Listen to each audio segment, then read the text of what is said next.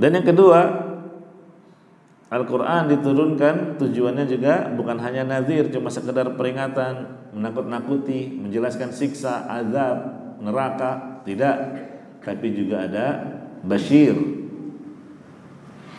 Wa yubashsyiral mu'minin. Ada berita gembira. Untuk siapa? Al-mu'minin, orang-orang yang beriman. Alladzina ya'maluna as-salihat. Alladzina itu sifat. Sifat orang-orang yang beriman yang lazim adalah beramal saleh. Iya. Beramal saleh. Ini adalah sifat yang lazim bagi orang yang beriman. Maksudnya tidak cukup orang mengatakan saya beriman terus tidak beramal setelah itu. Ini bantahan terhadap orang yang mengatakan apa? Yang penting saya beriman walaupun tidak salat.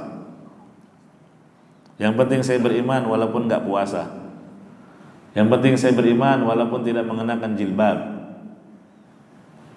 Ini adalah ucapan kosong, omong kosong. Kalau dia beriman, ada konsekuensi ketaatan dan amal saleh yang harus dia kerjakan.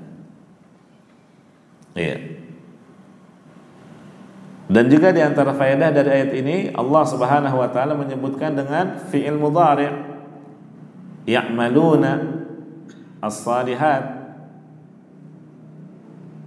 Apa fungsinya?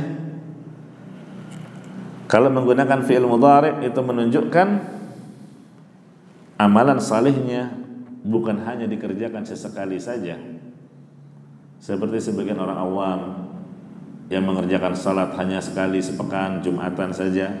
Ada yang lebih parah dari itu, cuma 2 kali, Idul Fitri dan Idul Adha. Ya.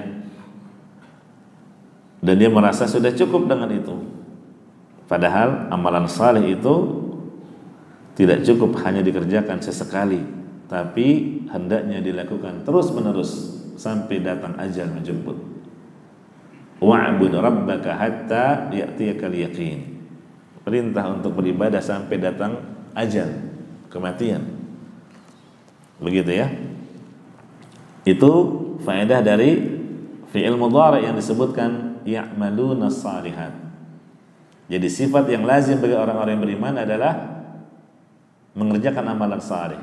Dia harus salat, dia harus melaksanakan kewajiban-kewajiban yang Allah wajibkan atasnya. Dan hendaknya dia berusaha mengerjakan amalan saleh itu terus berkesinambungan. Iya. Walaupun sedikit, amalan saleh yang kontinu itu lebih baik. Ya.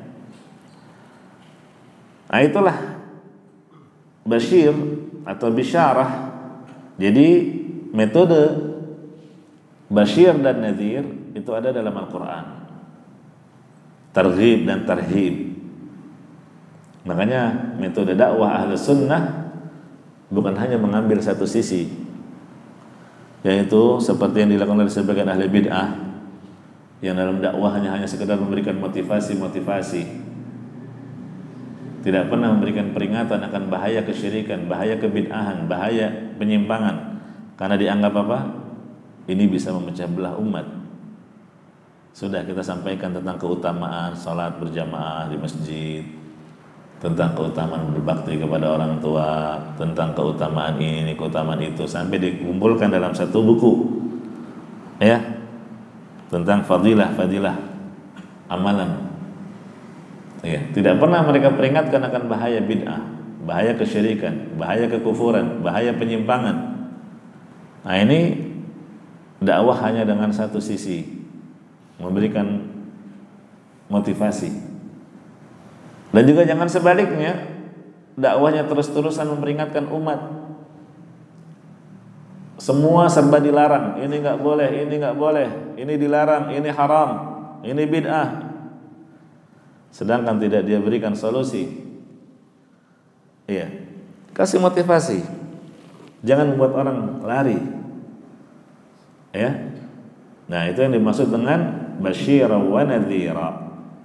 Ya, jadi metode basyira wa nadhira itu ada di dalam ayat ini.